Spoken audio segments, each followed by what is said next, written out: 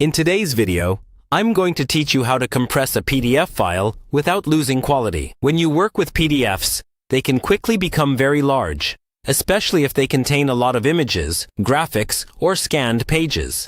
Large files are harder to share by email, slower to upload or download, and can even cause issues when you try to upload them to websites with file size limits. The goal of this tutorial is to show you how to reduce the file size while keeping the document looking crisp and professional.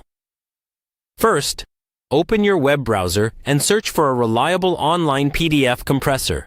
You'll want to choose a trusted site that clearly states it compresses files without significant quality loss. Look for services that mention things like high quality, print quality, or lossless, where possible. This helps ensure that text stays sharp and images don't become blurry or pixelated. Once you've chosen your tool, look for an option to upload or select your PDF file. Click that button, then browse your computer or device for the PDF you want to compress. Select the file and confirm the upload. Depending on your internet connection and the size of the file, this may take a few moments. So be patient and let the upload finish completely before moving on. After the file is uploaded, the site will usually ask you to choose a compression level. Common options include strong or maximum compression, recommended or balanced compression, and sometimes low compression. For most situations, the recommended or balanced option is the best place to start, because it aims to reduce the size significantly while keeping the visual quality very close to the original. If you know you need the smallest possible file and are willing to accept some visible quality loss, you can try a stronger compression.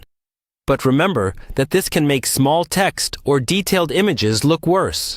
Now, start the compression process by clicking the appropriate button, usually labeled Compress or Start. The site will process your file, which again can take a little time.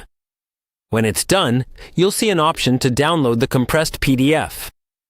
Before you close the page, save the new file to a clear location on your computer, and consider renaming it with something like compressed at the end, so you can easily tell it apart from the original. Finally, open the compressed PDF and compare it to the original. Check the text, images, and any important graphics. If everything looks good and the file size has dropped enough for your needs, you're done.